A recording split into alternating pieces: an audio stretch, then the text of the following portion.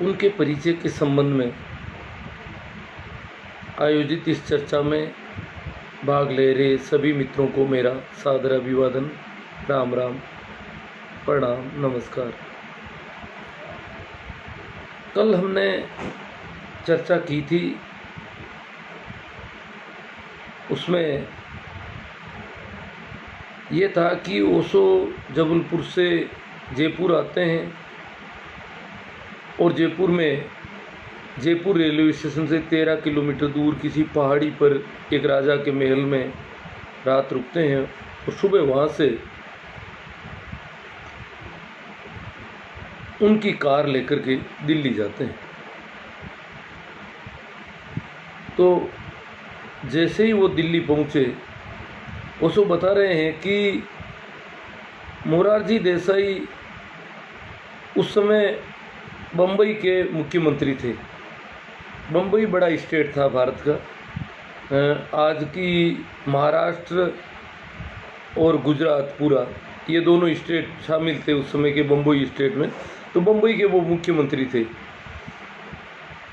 तो मोरारजी देसाई का पंडित नेहरू से मिलने का अपॉइंटमेंट दे रखा था, लेटर दे रखा था अंदर, और वो वेटिंग हॉल में बैठे थे।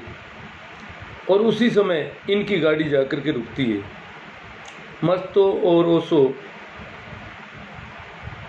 जाते हैं तो वहाँ जो है उनको रोका नहीं जाता, उनकी डायरेक्ट एंट्री थी, क्योंकि पागल बाबा नेहरू के गुरु थे और मस्तो और पागल बाबा नेहरू के पास कई बार आया करते थे। जब भी आते थे तो आगे चाहे कैसा भी कार्यक्रम वो सीधे ही जाते थे, उनको मतलब पहले अपॉइंटमेंट लेने की ज़रूरत नहीं पड़ती थी। इस प्रकार वो सीधे अंदर चले गए। कायदे से ओशो कहते हैं कि उस समय मोरारजी देसाई का नंबर था और हमारी वजह से मोरारजी देसाई को वेट करना पड़ा और वो अंदर चले गए। वहाँ जाते ही पंडित नेहरू मस्तो के पैर छूने लगे तो मस्तो ने मना कर दिया कि पहले पैर इनके छूने हैं, और पागल बाबा भी इन्हीं के पैर छूते थे। तो पंडित नेहरू ने ओशो के पैर छुए और फिर मस्तो के पैर छुए। ओशो ने कहा कि मुझे आज तक मिले लोगों में इतने बड़े पद वाला कोई आदमी इतनी सरलता से किसी के पैर छू सकता है, एक बच्चे के पैर छूता है। ओशो उस समय बिल्कुल एक युवा थे, जवान हुए ही थे। एक जवान के पैर, ये वृद्धावस्था उम्र वाला एक प्रधानमंत्री भारत का, और वो इस प्रकार पैर छू लेता है कि जैसे उसको लगता ही नहीं है कि अगला एक मेरे से कम उम्र का आदमी है। और फिर वो बैठते हैं वहाँ पर। ओशो को देख करके और मस्तो उनसे कहते हैं कि पंडित नेहरू को कहते हैं कि आपको अगर किसी भी विषय में कोई चर्चा करनी है तो आप इनसे कर सकते हैं। ये रजनीश नाम का जो युवा है उससे की जा सकती है। तो पंडित नेहरू ने कहा कि आप, मैं विषय नहीं दूंगा, आप कह दें मुझे क्या कहना चाहते हैं वो कह दें। मतलब उन्होंने विषय तय नहीं किया किस विषय पर चर्चा करनी है, क्या करनी है, कहा आप ही कह दें कुछ। तो ओशो ने कहा कि पंडित नेहरू प्रधानमंत्री होने जैसे आदमी नहीं थे। इनकी पूर्वजन्मों में इनसे कोई बहुत बड़ी भूल हुई है, कोई गलती हुई है, इसकी वजह से आज ये दिन देखने पड़ रहे हैं इनको। आदमी ठीक थे और दुर्भाग्य से इनको ये प्रधानमंत्री वाला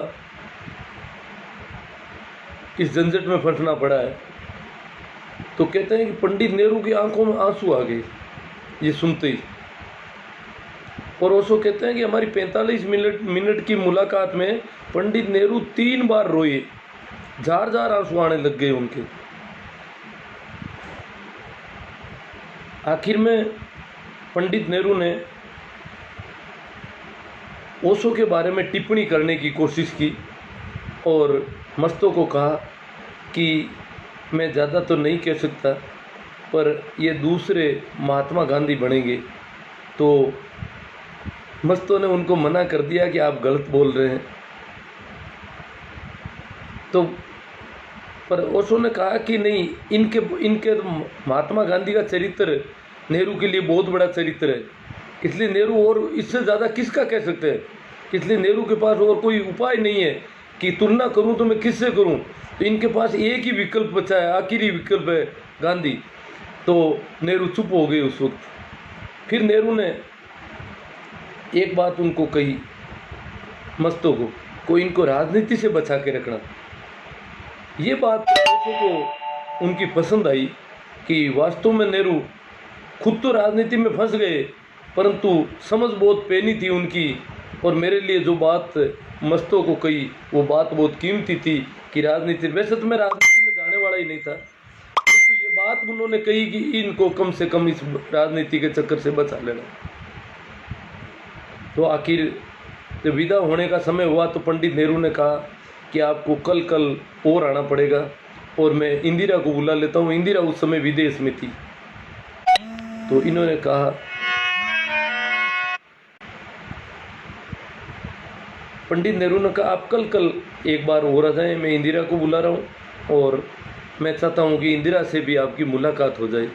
तो इन्होंने हाँ भर ली।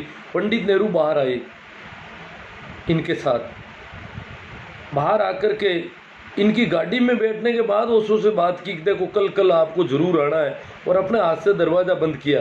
तो ओशो कहते हैं कि मोरारजी देसाई जल बुन गए इस बात से कि ये लकड़ी की खड़ाऊ पहने एक लड़का आया है नंगे बदन।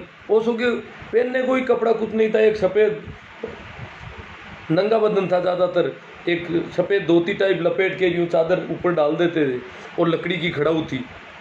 और नेहरू जो है पागलों की तरह एक प्रधानमंत्री इस देश का, इसके पीछे पीछे वहाँ जाके गेट बंद कर रहा है गाड़ी के और बात कर रहा है इससे, और अपॉइंटमेंट मोरारजी का था।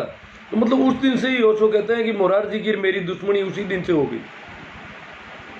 दूसरे दिन वो वापस आते हैं, संयोग से इंदिरा पहुंच नहीं पाती है। इंदिरा पहुंच नहीं पाती है तो पंडित नेहरू उपाय करते हैं कि फिरोज को बुला लेते हैं, और पंडित नेहरू ये भी चाहते थे कि फिरोज से मिल लिया जाए तो भी ठीक है। बाकी फिरोज और इंदिरा को साथ में तो वो मिलाना भी नहीं चाहते थे, क्योंकि आपस में उनके थोड़ी अनबन भी चल रही थी, ऐसा भी ओशो ने कहा है। तो दूसरे दिन फिरोज से मिले, बात हुई, और पंडित नेहरू ने कहा कि इंदिरा पहुंच नहीं पाई, और मैं अब तो आपको ज़्यादा तो नहीं कह सकता, पर अगर आपके पास समय हो और आप कल आ जाएं, इंदिरा आ रही है, आज पहुंच जाएगी वो आज तो रही है आपसे मिलने, परंतु संयोग से आज नहीं पहुंच पाई, इसलिए अगर हो सके आप कल आ जाओ तो वो आपसे मिलने ही उसको बुलाया है, और आप कल। तो इन्होंने कहा कोई बात नहीं। 3 दिन तक रेगुलर मुलाकात हुई नेहरू के मकान पर ओशो की, नेहरू से, और तीसरे दिन इंदिरा से भी हुई। इस प्रकार ये इनकी मुलाकात थी। और उन्हीं दिनों भाई मस्तों ने ओशो से कहा कि ये मोरारजी देसाई एक दिन इस देश का प्रधानमंत्री बनेगा। ओशो ने कहा देखो दुर्भाग्य हो सकता है देश का, क्योंकि ओशो को मोरारजी बिल्कुल पसंद नहीं थे, एक रत्ती भरी। उन्होंने पहली नज़र में ही देख लिया कि आदमी गड़बड़ है बहुत ही, और बात मस्तों की सही निकली आगे जा कर के। और परंतु ओशो ने कहा कि नेहरू जो है वो एक राजनीतिज्ञ नहीं थे, एक कवि थे, और उन्होंने राजनीति में आकर, क्योंकि उनको पद तो राजनीति की वजह से मिला नहीं था, वो तो नेहरू को तो गांधी ने नियुक्त किया था प्रधानमंत्री, वो कोई राजनीतिक चुनाव लड़के, चुनाव की चौंसलेबाजी जितनी कलाकारी इंदिरा वगैरह राजनीतिज्ञों को होती है वैसी नेहरू के पास थी नहीं कोई। नेहरू इस प्रकार के व्यक्ति नहीं थे, राजनीति के आदमी नहीं थे, और राजनीति में भारत में पहला वो व्यक्ति है नेहरू जो राजनीति के नहीं होकर राजनीति में रहा इतने वर्षों तक। और अब तो कोई आगे संभावना नहीं है कि गैर राजनीति के व्यक्ति कभी देश का प्रधानमंत्री बन सकता है। वो तो नियुक्ति थी गांधी की वजह से, बाकी राजनीति में तो सारे छल कपट सारे होने चाहिए। और नेहरू बिल्कुल एक बच्चों जैसा व्यक्ति था, और बिल्कुल सरल सहज व्यक्ति था, और इसी वजह से नेहरू जो है उस मोरारजी को का भार ढोया उन्होंने। मोरारजी को बाद में मंत्री भी बनाया, और इंदिरा को तो हालांकि ओशो ने कहा कि इंदिरा को ओशो ने कह दिया था कि आप जो है ऐसे लोगों को रखती। उस समय प्रधानमंत्री थे मोरारजी, उप प्रधानमंत्री, इंदिरा प्रधानमंत्री थी, मोरारजी उप प्रधानमंत्री थे। तो उसने कहा कि आप ऐसे गंदे आदमी को क्यों रखती हो साथ में, जब आप कहते हो कि काम में ये अड़चने डाल रहा है, ऐसे आदमी को रखती क्यों है। और नहीं तो कि वो इंदिरा बोली कि मजबूरी है, इसके साथ बहुत बड़ा वोट बैंक है और इसकी वजह से मैं जीत रही हूँ। तो उसने कहा इस पद से, इस जीतने का, इस पद का औचित्य क्या, जब ऐसे आदमी का भार ढोना पड़ता है आपको। और ओशो की वो बात इंदिरा को ऐसी खूब गई कि इंदिरा ने मंत्री पद से, उप प्रधानमंत्री के पद से हटा दिया। और वही कारण बना कि वो आदमी इंदिरा के बाद प्रधानमंत्री बन गया। मतलब ये इस प्रकार का ओशो इनके बारे में घटनाक्रम बताते हैं। बाद में मैं इसको चेंज कर देता हूँ, राजनीति से निकाल देता हूँ, क्योंकि बहुत सारी बातें होगी वैसे तो। क्योंकि वैसे क्या है कि गांधी से ओशो पहली बार मिले थे और उसमें उसके बाद मस्तों के साथ उनकी चर्चा होती रहती थी गांधी के संबंध में। और गांधी की बुरी तरह वो ओशो काटते थे बात को कि गांधी गड़बड़ आदमी है। हालांकि वो कभी कभी गांधी की जब सराहना करते थे तो भी बहुत ज़्यादा करते थे। वो कहते थे कि गांधी पहले आध्यात्मिक व्यक्ति हैं इस ज़मीन पर, जो आध्यात्म के साथ साथ राजनीति और समाज के बीच में खड़े हैं। बाकी बुद्ध और महावीर इस दृष्टि में गांधी के मुकाबले नहीं है, क्योंकि वो राज्य छोड़कर चले गए थे और गांधी राजनीति के दलदल के अंदर खड़े होकर के आध्यात्म का काम कर रहे हैं। कई बार उनको चढ़ा भी देते थे, परंतु उनको कहते थे कि ये ईश्वर अल्लाह का झूठा नाम है, क्योंकि गांधी जब मरे तो उनके मुंह से हे राम निकला। इसका मतलब गांधी को वो कहते थे हिंदूवादी व्यक्ति है। नेहरू को वो इतना हिंदूवादी नहीं मानते थे। ओशो की दृष्टि में नेहरू संकीर्ण हिंदुत्ववादी विचारधारा के व्यक्ति नहीं थे। नेहरू, गांधी के बारे में उन्होंने कहा है कि गांधी ने अंबेडकर के साथ बहुत गड़बड़ की। अंबेडकर के पूना पैक्ट जो करना पड़ा वो गांधी की वजह से करना पड़ा और गांधी ने आमरण अनशन कर दिया और मरने के करीब आया तो अंबेडकर को मजबूरन इसको संतरे का जूस पिलाना पड़ा गांधी को। और गांधी का यह था कि हिंदू समाज के टुकड़े हो जाएंगे। हिंदू समाज का जो ये पिछड़ा और दलित तबका है वो हिंदू समाज से अलग हो जाएगा। तो गांधी चाहते थे कि इन सबको हिंदुओं में रखा जाए, जबकि अंबेडकर चाहते थे कि इनको हिंदू समाज का हिस्सा नहीं रखा रहना चाहिए। जो केवल हिंदुओं की सेवा करते हैं, जो केवल श्रम करते हैं, मेहनत करते हैं, और हिंदू जो है इनके साथ शोषण का व्यवहार कर रहे हैं। तो इसलिए गांधी के बारे में कई बार बुरी तरह काटते थे। फिर भी संयोग की बात देखो कि ओशो कहते हैं कि गांधी जिस दिन मरे, रेडियो पर जवाहरलाल नेहरू ने रेडियो पर देश को संबोधित किया। और जैसा कि उन्होंने पहले बता दिया कि जवाहरलाल नेहरू बिल्कुल सहज सरल हृदय के व्यक्ति थे, प्रधानमंत्री होते हुए भी, और एक उनमें काव्य था, उनमें हृदय का अच्छे हृदय वाले व्यक्ति थे। तो कहते हैं कि गांधी की जो मृत्यु के समाचार सुनाते समय नेहरू की आंखों में आंसू आ गए। नेहरू रो पड़े, बीच में रो पड़े, रुक गए। रेडियो पर वो कार्यक्रम रुक गया कुछ समय के लिए, जबकि नेहरू को जो भाषण लिख कर देता है, उसने भाषण लिख के दिया था, नेहरू ने उसके मुंह पर मार दिया, मैं देश को संबोधित कर रहा हूँ और गांधी नहीं रहे हमारे बीच, मैं लिखा हुआ भाषण पढ़ूंगा वहाँ पर। मतलब लिखा हुआ भाषण पढ़ना नहीं था उनको, जैसे उनके हृदय के भाव थे उस प्रकार बोलना था, और उसमें वो बीच में रो पड़े। और ओशो कहते हैं मुझे तो वो समाचार मिला। ओशो देखो समाचार मिला और ओशो ने वहाँ से रेल पकड़ी कि जबलपुर से, कि मुझे गांधी की अंत्येष्टि में जाना है। अब उस गांधी की, जिस गांधी की ओशो बहुत बार बुरी तरह काट करते थे, उनकी अंत्येष्टि में वो आए और कहते हैं मस्त तो वहीं दिल्ली रेलवे स्टेशन पर खड़े थे, मिल गए उनको, कोई फ़ोन वोन नहीं था। और मस्तों ने कहा कि आप भले ही कई बार गांधी की बहुत काट करते हैं, परंतु मुझे पता है कि आपका गांधी से बहुत प्रेम है और इसलिए आप आज ज़रूर आओगे। उसने पूछा कि आप रेलवे स्टेशन पर कैसे है, कि मुझे पता था कि यही तो रेल आने वाली है जबलपुर से और इस रेल से आप ज़रूर आओगे, इसलिए मैं वेट कर रहा था। मतलब गांधी की अंत्येष्टि में भी ओशो गए थे और गांधी की बाबत ये सारी बातें होती थी। अपन अब इस चैप्टर को छोड़ करके कुछ अलग लेते हैं। तो मस्तों को पागल बाबा ने जैसा कहा कि एक तो ये एमए करेगा और आपको इसकी सारी व्यवस्थाएं करनी है। तो पागल बाबा ने मस्तों ने कहते हैं कि ओशो के लिए उस ज़माने में एयर कंडीशन कमरा कर रखा था और कार की व्यवस्था करते थे उनके आने जाने के लिए। मतलब सब तरह की जितनी व्यवस्थाएं हो सकती थी उतनी वो जुटा के उनके रखते थे। पूरा एक जिम्मा ले रखा था उन्होंने।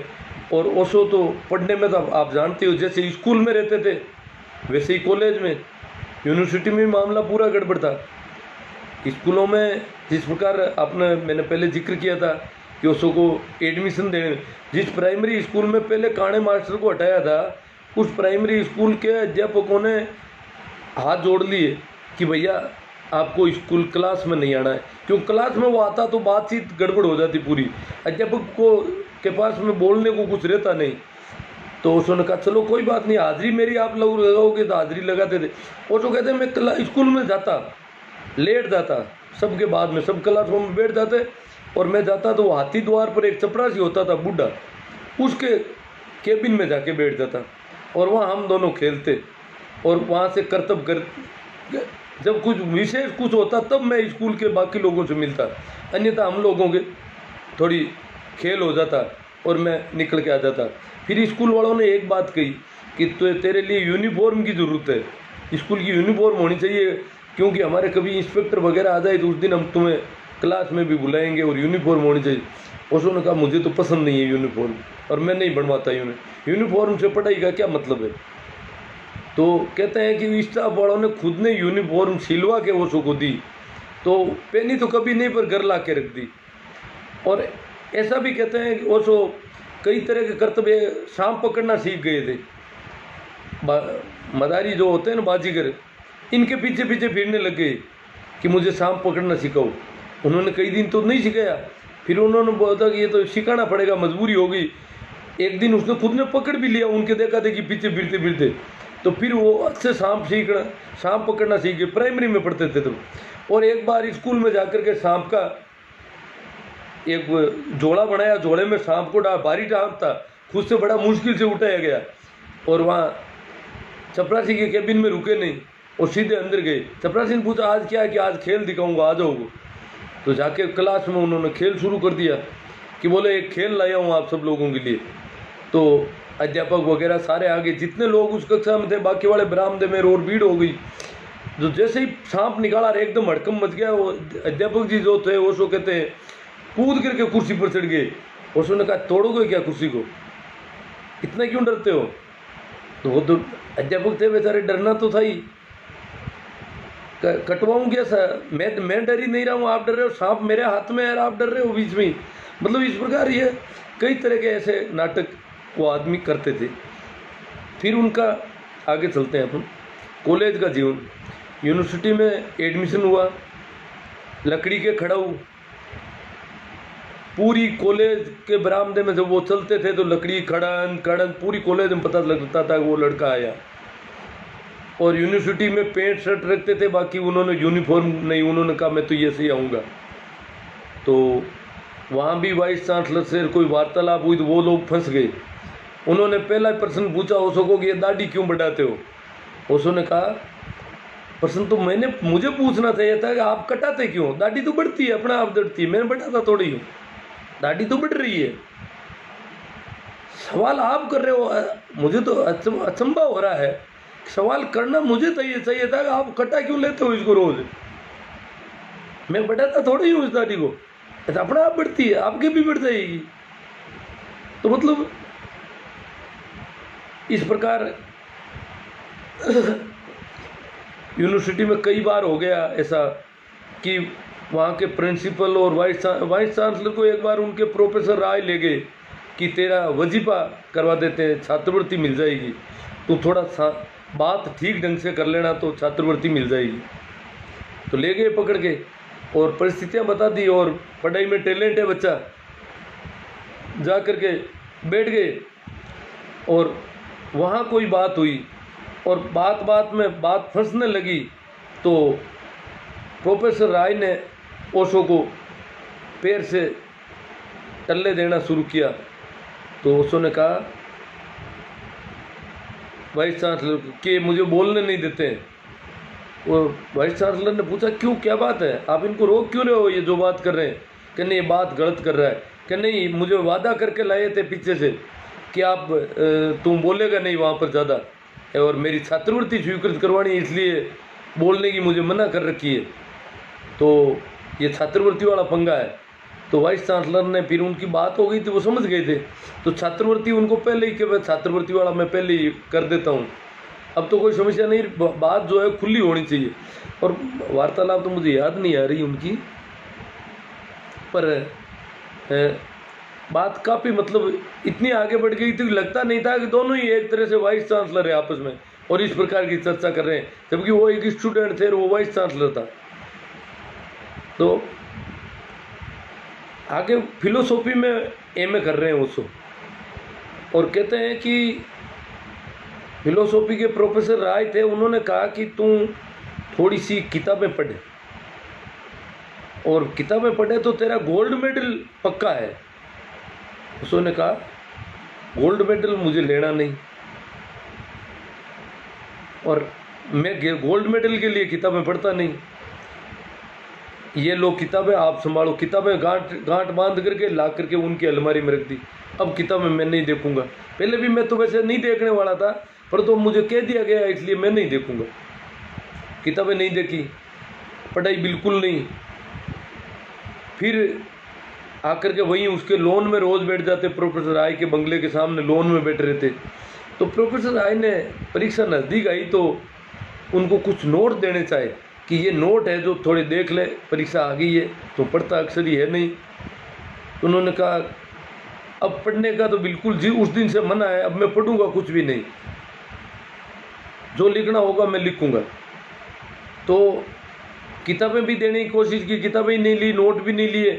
तो कहते हैं कि एक दिन पहले मोस्ट क्वेश्चन, 2 दिन पहले मोस्ट क्वेश्चन दिए कि ये क्वेश्चन मोस्ट है। कि नहीं मोस्ट नहीं, वो तो पेपर वाले क्वेश्चन नहीं करने, मेरे को इनको इनसे कुछ लेना। तो पहले दिन कहते हैं कि प्रोफेसर ने पेपर भी ला के दे दिया कि सुबह यही पेपर है। तो बोले अभी क्या करूँ इससे, कि तुम देख ले, थोड़ा नज़र बाहर निकाल ले। तो नहीं, वो तो सुबह नज़र में मिल जाएगा ना मेरे को। तो पेपर इन्होंने लिया नहीं। तो परीक्षा हुई। तो कहते हैं कि दिन में बैठे रहते, वहाँ शाम को जाते अपनी हॉस्टल में जा कर के सो जाते, सुबह नदी किनारे घूमने जाते थोड़ा। तो प्रोफेसर राय को डर हुआ कि वो नदी पर गया है, हो सकता है परीक्षा के वक्त इसको आएगा कि नहीं आएगा पेपर देने। प्रोफेसर राय को अभी भी गुंजाइश थी कि ये गोल्ड मेडल इसको मिल सकता है, भले ही इसने किताबें नहीं पढ़ी हो। तो प्रोफेसर राय अपनी गाड़ी लेकर के ओशो को लेने जाते थे हॉस्टल से, ला करके परीक्षा कक्ष में एंटर करवाते। और जो वीक्षक होता उसको बाहर बैठ रहे थे, खुद एक नीम के नीचे मुड्डा लगा के बैठते, क्योंकि वो तो अंदर आ नहीं सकते थे, उनका पेपर था। तो वीक्षक से कहते हैं, उससे जो परीक्षा कक्ष में ड्यूटी होती है उसको कहते हैं कि आप एक काम करना, ये लिखता है कि नहीं लिखता है, नहीं लिखे तो इसको कह देना लिखे जो लिखा करे, और नहीं लिखे तो मुझे मैसेज कर देना है। हो सकता है ये लिखे नहीं लिखे बैठ जाए, कॉपी में कुछ नहीं लिखे तो इसका क्या भरोसा। तो कहते हैं कि ये आधा घंटा पहले अपना पेपर कर लेते थे सोल्व, जितना करना होता। तो वो आया उनके पास वीक्षक, बोले आप लिख नहीं रहे हो, क्या बात है। कि मैंने जो लिखना था लिख दिया, कि तो मुझे प्रोफेसर राय ने कह रखा है, मैं उनसे कहूँगा कि इन्होंने आधा घंटे पहले लिखना बंद कर दिया, कि आप राय को मत कहना, उनको बड़ा दुख होता है मेरी वजह से, इसलिए आप उनको मत कहना, जितना लिखना था मैंने लिख दिया, अब मैं नहीं लिखूँगा। और उनको कह करके बिना मतलब का पंगा मत करो आप। तो इस प्रकार वो रोज़ आधा घंटा पहले बैठ जाते थे। फिर राय आते, पेपर कंप्लीट होते, आकर के ओशो की कॉपी को देखते, देख करके कहते किताबों का तो कोई अक्षर ही नहीं लिखा, किताबें मैंने पढ़ी नहीं तो कहाँ से लिखूँ। और फिर वो देख करके फिर पे कॉपी डाल देते। यूँ करके पूरी परीक्षा राय ने दिलवाई। परीक्षा दिलवाने के बाद में एक उससे इंटर्नशिप होता था, वाइवा, साक्षात्कार टाइप का। तो परीक्षा के हिसाब से अभी भी राय संतुष्ट थे कि ओशो को गोल्ड मेडल मिल सकता है। और तो इंटरव्यू के लिए, अब वो वाइवा के लिए प्रॉब्लम थी, वाइवा में कोई भी आएगा तो यह आदमी व्यवहार ठीक नहीं करेगा, ये तो उल्टा बोलेगा, उससे बातें इस प्रकार की करेगा कि इसको नंबर कोई देगा कैसे। तो अब आदमी को किसको सेट किया जाए। तो प्रोफेसर राय ने जाकर के वाइस चांसलर को कहा कि हमें फिलोसॉफी में वाइवा के लिए किस प्रोफेसर को बुलाया जाना चाहिए। तो बोले रजनीश को बुलाओ। राय ने कहा ये तो पंगा और हो गया उल्टा, रजनीश को बुलाया गया कि किसको बुलाया जाए। रजनीश ने कहा कि इस देश में जो सबसे ज़्यादा कठोर व्यक्ति है पूरे देश में, फिलोसॉफी का ऐसा कोई आदमी हो जो बहुत ज़्यादा कठोर हो और नंबर देने में खुड़ूस हो, एक नंबर का नंबर देता ही नहीं हो आसानी से किसी को, ऐसे व्यक्ति को बुलाओ। तो वाइस चांसलर ने कहा कि अलीगढ़ मुस्लिम यूनिवर्सिटी के professor sir Saeed Khan philosophy के प्रोफेसर थे और काफ़ी अच्छी अथॉरिटी माने जाते थे फिलोसॉफी के, तो उनको बुला लिया जाए। तय हो गया मामला। अब प्रोफेसर राय की चिंता बढ़ गई कि सर सैयद नंबर देगा नहीं किसी को, और इसको तो वैसे भी कौन देगा, ये तो बातें ही उल्टी करता है। और वाइस चांसलर ने कहा कि जब वाइवा हो रजनीश का, उसमें मैं भी बैठूंगा, इसलिए मुझे भी सूचित करना। तो वाइवा में वैसे तो वो 2 बैठते थे, तीसरे आदमी वाइस चांसलर भी आ गए उस दिन जब रजनीश का वाइवा हुआ। तो प्रोफेसर राय, सर सईद खान और वाइस चांसलर, ये तीनों लोग बैठ गए। रजनीश एंटर हुए तो रजनीश ने देखा कि तीनों अपनी अपनी कुर्सियों पर बैठे हैं। रजनीश रुक गए, उनसे अभिवादन करके रुक गए और फिर कहा कि मैं देखता हूं कि शिक्षा जगत की 3 भद्र मूर्तियां हैं, इनको इतनी भी तहजीब नहीं कि नव आगंतुक का स्वागत कैसे किया जाता है। और कहते हैं तीनों ही खड़े हो गए। तो फिर उसने कहा चलो ठीक है, बैठ गए तीनों। उसने कहा मैं तो ये टेस्ट ले रहा था कि मुझे बताया गया कि सर सईद जो है बहुत खड़ूस आदमी है, बहुत कठोर है, ये तो कोई खास नहीं है। इतनी सी बात कही, एकदम से ऐसे खड़े हो गए जैसे नीचे स्प्रिंग लगी हुई है। और आगे बात शुरू होती है तो पहला प्रश्न सर सईद खान की तरफ से आता है। वो कहते हैं कि ऐसा है, आप वेस्टर्न फिलोसॉफी और ईस्टर्न फिलोसॉफी में अंतर स्पष्ट करें। क्या फ़र्क है वेस्टर्न फिलोसॉफी और ईस्टर्न फिलोसॉफी, पाश्चात्य संस्कृति और भारतीय संस्कृति में अंतर बताइए। उसने कहा मुझे ये उम्मीद नहीं थी आपसे, मुझे बताया कि आप फिलोसॉफी के इंडिया में ऑथोरिटी माने जाते हैं, अच्छे लोगों में से हैं, फिलोसॉफी के अच्छे जानकार लोगों में माना जाता है आपको, और आपने इस प्रकार का गलत क्वेश्चन किया है। फिलोसॉफी होती है, फिलोसॉफी कोई वेस्टर्न या ईस्टर्न फिलोसॉफी थोड़ी होती है। जिसने भी देखा है एक ही देखेगा, वो चाहे वो पूर्व का व्यक्ति हो चाहे वो पश्चिम का व्यक्ति हो, जिसने भी अपनी खुली आंखों से जैसा है वैसा देखा है तो एक ही दिखाई देगा, अलग अलग नहीं दिखाई दे सकता। इसलिए दर्शन एक ही होता है, पूरी दुनिया का अलग अलग थोड़ी होते हैं। ये कैसे हो गया? तो वो भी फंस गए, सर सईद खान भी फंस गए, उनको भी समझ में आ गया कि मामला तो क्वेश्चन तो गलत हो गया। तो उसने कहा कि आपकी गलती नहीं है, क्योंकि ये 2 किताबें प्रचलित है दुनिया में भी। एक तो है पाश्चात्य संस्कृति, वेस्टर्न फिलोसॉफी, उसके लेखक मैं भूल गया, कोई लेखक थे जिनको नोबेल प्राइज मिला हुआ था, और उसी किताब पर मिला था वेस्टर्न फिलोसॉफी पर। उसने कहा कि वो बहुत अच्छे लेखक हैं इस दुनिया में भी, परंतु उन्होंने जो अच्छी रचनाएं लिखी उन पर उनको कुछ नहीं मिला। मुझे तो ये वेस्टर्न फिलोसॉफी जब मैंने देखी तो मुझे लगा कि इतने अच्छे आदमी को ऐसी कृति लिखने की जरूरत कैसे पड़ी। वो किताब गड़बड़ थी उनकी, और एकमात्र उनकी गड़बड़ किताब थी जिस पर नोबेल प्राइज मिला, और नोबेल प्राइज कुछ ऐसे ही लोगों को दिए जाते हैं। और दूसरी किताब, इसलिए वो किताब ही गलत है पूरी। और दूसरी किताब जो इंडियन फिलोसॉफी है, भारतीय दर्शन डॉक्टर राधाकृष्णन ने लिखा है, और डॉक्टर राधाकृष्णन भारत का उपराष्ट्रपति है, और राधाकृष्णन ने खुद ने लिखा नहीं है, वो तो उसने कहा कि 1930 के आसपास राधाकृष्णन कोलकाता यूनिवर्सिटी में प्रोफेसर थे फिलोसॉफी के, और उन दिनों एक यदुनाथ शाह नाम का एक लड़का था, गरीब लड़का था, उसकी थीसिस थी, उसने पीएचडी की थी, और पीएचडी में उसने इंडियन फिलोसॉफी नामक वो इंडियन फिलोसॉफी पे उसका रिसर्च था। उसके जो रिसर्च के जो कागज़ थे वो सारे इन्होंने इंग्लैंड भेज दिए, छिपा करके, चोरी छिपे। डॉक्टर राधाकृष्णन ने कई दिनों तक उसको जमा नहीं करवाया। कॉलेज प्रशासन ने कई बार मांगे वो कागज़ कहाँ है, तो जमा नहीं करवाया, बहानेबाजी करता रहा डॉक्टर राधाकृष्णन। और वहाँ जाकर के इंग्लैंड में अपने नाम से किताब छपवा दी, इंडियन फिलोसॉफी नाम से। और उस यदुनाथ शाह ने, यदुनाथ झा था वो, कोई लड़का था, उसने मुकदमा किया, कोलकाता हाईकोर्ट में मुकदमा चला था कई वर्षों तक। और उसमें उसको 10,000 रुपये देकर, 10,000 रुपये उसमें बहुत बड़ी रकम थी। वो गरीब लड़का था, ये उपराष्ट्रपति हो गए थे, और नहीं उस समय तक उपराष्ट्रपति नहीं थे, ये पैसे वाले व्यक्ति थे, एक प्रोफेसर थे, और इन्होंने 10,000 रुपये में उसका मुंह बंद किया था। और वो किताब इनकी ही थी नहीं, जबकि उन्होंने पूरे एक एक शब्द अक्षरश हुआ था। और मुकदमा यदुनाथ आसानी से जीत जाता, मुकदमे में कभी उसकी हार होती नहीं, परंतु उसको मजबूरन गरीबी की वजह से और दबाव की वजह से समझौता करना पड़ा। बड़े कई लोगों का दबाव हो गया था उस पर, और इस वजह से उसको, तो वो किताब उनकी है ही नहीं। और डॉक्टर राधाकृष्णन के पास तो दर्शन है ही कहाँ जो लिखेंगे, इसलिए दोनों ही गड़बड़ किताबें हैं। और उसकी वजह से इंडियन फिलोसॉफी और वेस्टर्न फिलोसॉफी हमारी स्कूलों कॉलेजों में पढ़ाया जाता है। तो वाइस चांसलर ने सर सईद खान को पूछा, क्या ये बात है क्या, जो वाइस चांसलर ने सर सईद साहब को पूछा कि क्या ऐसा हुआ, क्या ये जो बता रहे हैं डॉक्टर राधाकृष्णन का मामला यही है क्या। तो उस समय तक तो डॉक्टर राधाकृष्णन उपराष्ट्रपति थे भारत के।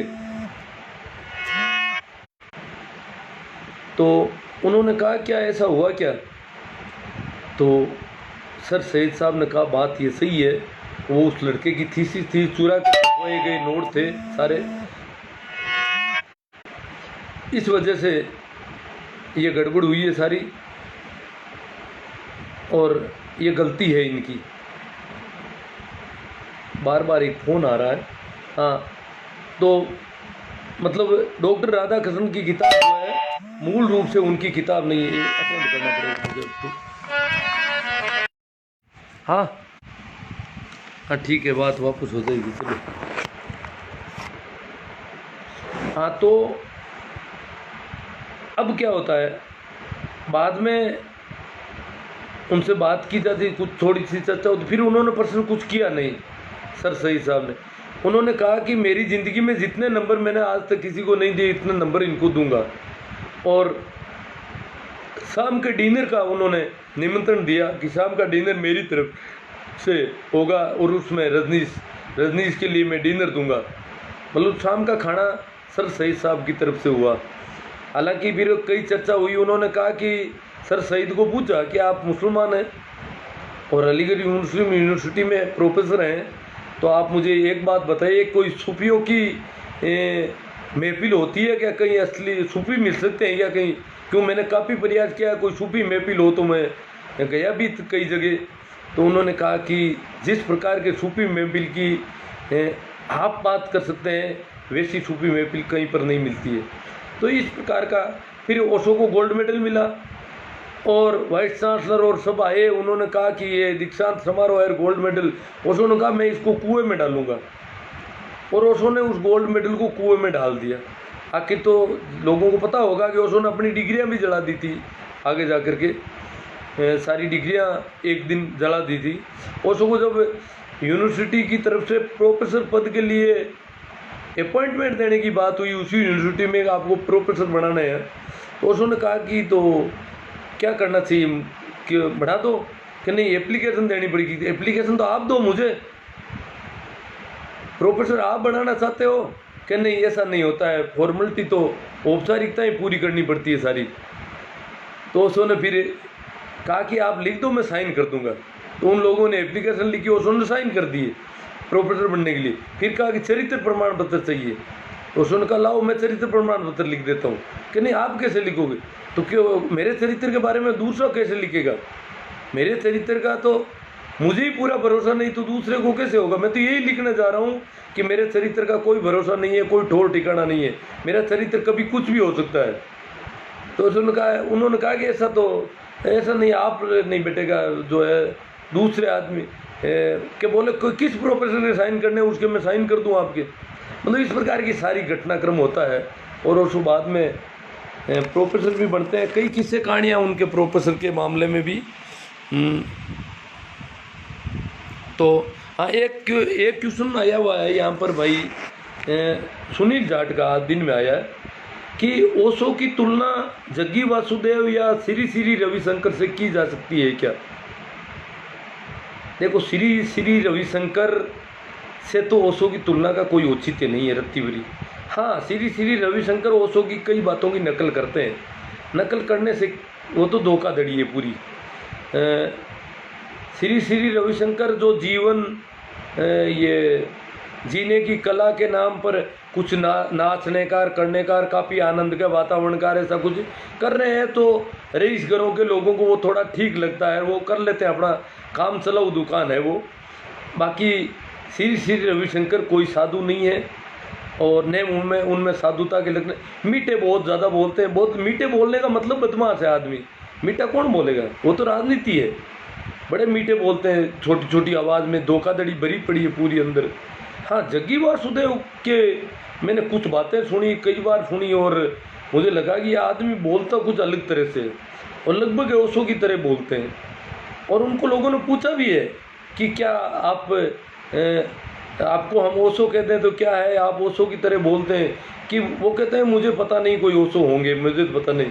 अभी ये पक्का नहीं कह सकते कि वो जग्गी, क्योंकि वो तो पहली बात तो वो मूल रूप से हिंदी तो बिल्कुल बोलते ही नहीं है, इंग्लिश बोलते थे। तो आजकल उनकी इंग्लिश के हिंदी ट्रांसलेट भी आ रहे हैं। मैं तो आजकल सुन ही नहीं पाता ज़्यादा, तो जग्गी वासुदेव के बारे में मैं कुछ कहता नहीं। उनसे पुराना परिचय नहीं है। रविशंकर को मैं जब सुनता था तो सुन चुका हूँ, और उनके वो जीने की कला और वो उनके कैंप वगैरह भी मैं देख चुका हूँ, जहाँ अटेंड भी किए हैं मैंने। रविशंकर में कोई दम नहीं है। ओशो के मुकाबले रविशंकर से कुछ भी तुलना करने जैसी कोई बात नहीं है। सुभाष जी जलवाने, प्रणाम गुणू जी, प्रणाम जी, प्रणाम। बढ़िया टॉपिक के डी जी, प्रणाम गुरु जी। ओशो ज्ञानग्राम से अब अनुराग जी, स्वामी अनुराग जी, हाँ अब नाम याद आया मुझे। हाँ गुरु जी, ये वास्तुशास्त्र क्या है? नहीं, थोड़ा बताना टाइम मिले तो। इसका कोई मतलब नहीं है जी, फालतू के चक्कर हैं ये तो। शिवदत्त जी नमस्कार, प्रणाम। राम नारायण, ठीक है, वाचिंग।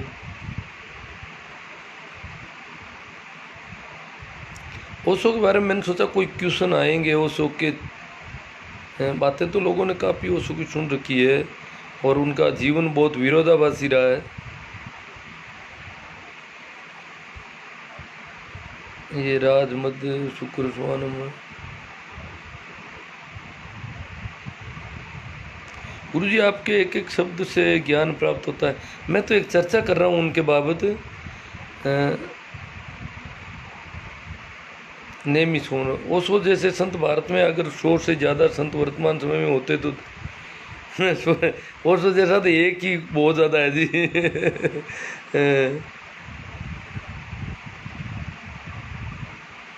ओशो तो जीवित रहे इंदिरा और नेहरू की वजह से, बाकी जीना भी। ओशो की जाति क्या थी, वो कल जो परिचय दिया उसमें ये थे नहीं। ओशो का जन्म एक जैन घर में होता था। ओशो जातिविहीन व्यक्ति है। ओशो का न कोई धर्म है, न कोई जाति है, न कोई देश है। ओशो ने कहा मैं विश्व नागरिक हूँ, मैं भारतीय नहीं हूँ किसी भी अर्थ में, मैं पूरी दुनिया का हूँ। मैं उतना ही भारतीय हूँ जितना चीनी हूँ, जितना अमेरिकन हूँ। तो ओशो के लिए सारे बंधन टूट गए थे।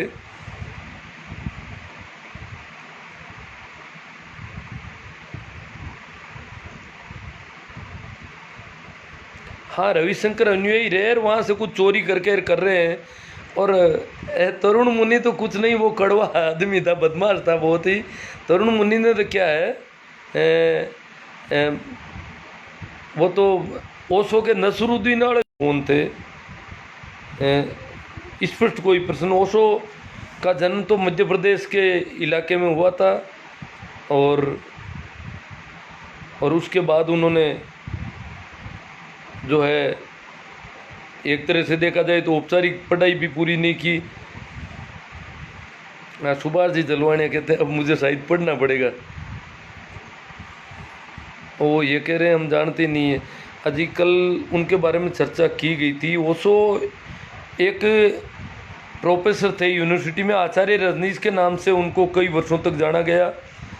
फिर ओशो ने कहा कि मैं भगवान हूँ, और लोगों ने कहा ओशो को भगवान क्यों कहते हो। ओशो ने कहा कि लोगों ने कहा कि आपको भगवान कहते हैं आपके शिष्य। ओशो ने कहा शिष्य क्या कहते हैं, मैं कहता हूँ मैं भगवान हूँ। शिष्यों को तो मैंने कहा है, शिष्यों को बेचारों को क्या पता कौन भगवान है। जिसने भी भगवत्ता की घोषणा की है, जो जानता है वो करता है। कृष्ण ने कहा अहम मैं हूँ वो पूरा, सभी मेरे में से आते हैं। इसी प्रकार उपनिषद के ऋषि कहते हैं अहम ब्रह्मास्मि। तो भगवत्ता की घोषणा खुद को करनी पड़ती है, दूसरा कैसे करेगा। तो फिर ओशो को भगवान रजनीश के नाम से जाना जाने लगा। हाँ, हिंदी में किताबें मैं PDF वगैरह वो सारे भेज दूंगा, आपको लिंक दे दूंगा ओशो के बारे में जो भी आप जानना चाहेंगे। सुभाष जी, मेरी एक पोस्ट है फेसबुक की, उसमें सारे लिंक है उनकी। हिंदी पढ़ो, English, Hindi audio video, English audio video, वो सारे उन्होंने जो जो बोला गया वो रिकॉर्ड किया गया काफ़ी वर्षों बाद में, और शुरू में नहीं किया गया, बाद में किया। हाँ, कल एक बात आई थी भाई नेमीचंद जी डिटेल की तरफ से, उसमें थोड़ी चर्चा होनी चाहिए। हाँ, मेरी गलती रही कल बातों में कई, और उन्होंने कहा इस बाबत कि आप ऐसा कैसे कह रहे हो, तो वो मैं गलती से ठीक एक्सप्लेन नहीं कर पा रहा था कि ओशो जो है, मैंने कहा कि ओशो ने भारत में रहते हुए हिंदू धर्म में व्याप्त पाखंड और अंधविश्वास पर करारी चोटें की, और अमेरिका में जाने के बाद में ईसाईयत पर करारी चोटें की। ये दो ही बातें कही थी, और उस बात से उन्होंने कहा कि आपने ऐसा कहा है तो बाकी के धर्मों के बारे में ओशो ने तो प्रचलित सभी धर्मों पर पूरी करारी चोट की।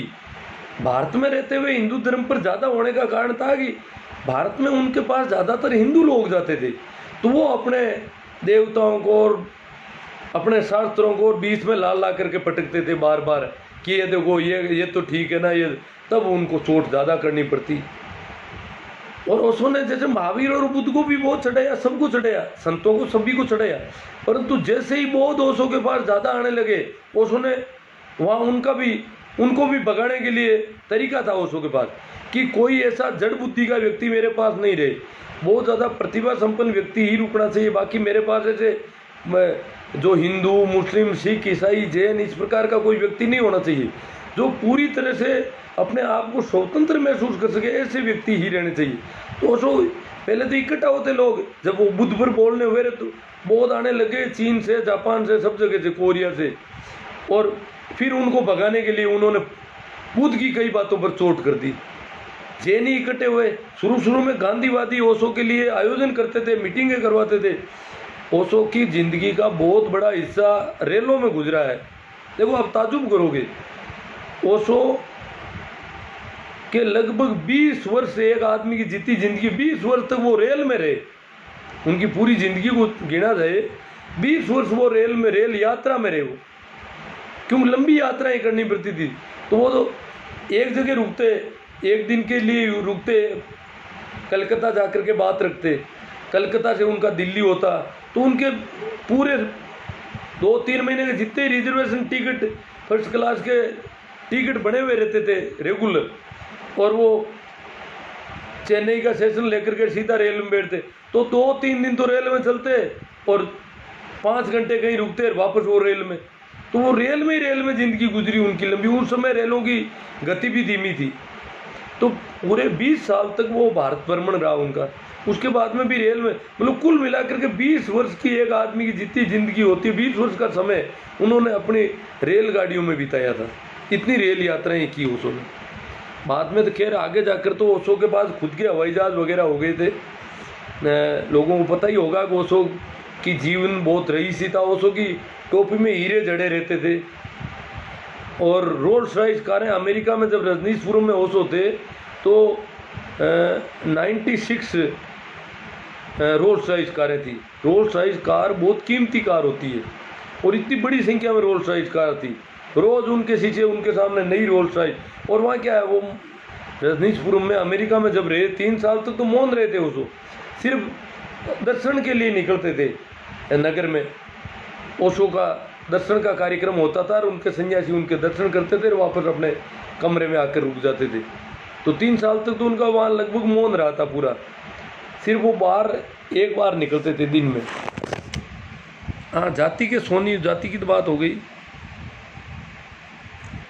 तो वो जो बात थी नेमीचंद जी की, उस बात में मैं वापस उसको सुधार कर देता हूँ। ओशो ने किसी भी धर्म के पाखंड और अंधविश्वास को छोड़ा नहीं, किसी पर रहम नहीं की, पूरी कठोरता के साथ उसके साथ धार चलाई उस पर।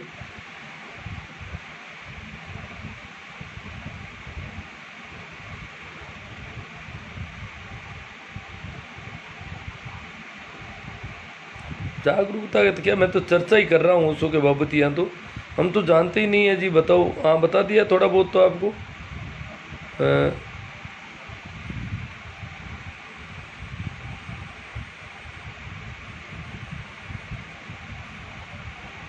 नाथूराम जी को भेजना ओशो का। हाँ, वो मैं फेसबुक पोस्ट भेज दूंगा आपको, उसमें सारे लिंक है। ओशो के ऑडियो के लिंक है, हिंदी के, इंग्लिश के ऑडियो के, वीडियो के लिंक है और ओशो की किताबों के लिंक है। कई तरह के लिंक पड़े हैं और एंड्रॉइड सपोर्टेड टेक्स्ट है।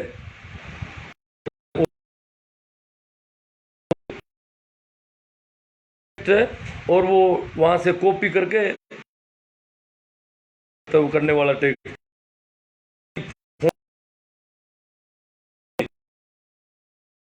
तैयार कर दिए। एक ब्लॉग है, उसका भी लिंक भेज दे दूंगा मैं। और ओशो सदी के महानतम अद्भुत पुरुष थे और उन्हें हजारों के नकार नहीं सकता। जो इतना जानेगा उतना आनंद आएगा। मैं जब से उनको पढ़ने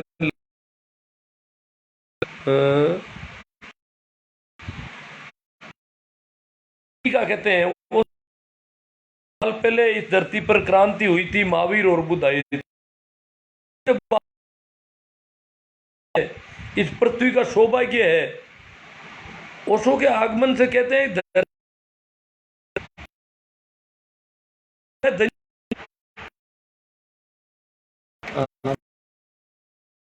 गया। थोड़ी सी अब चर्चा कोई होती है तो कर ली। एक ये गुरुजी बड़े बड़े आश्रम है, जय नहीं है खाली जय गुरुदेव। नहीं, गुरुदेव तो ये अभी जो मथुरा वाले थे उनका ही होगा, ज्यादातर आश्रम उनके हैं। तो ठीक है, हो गई। कल उनके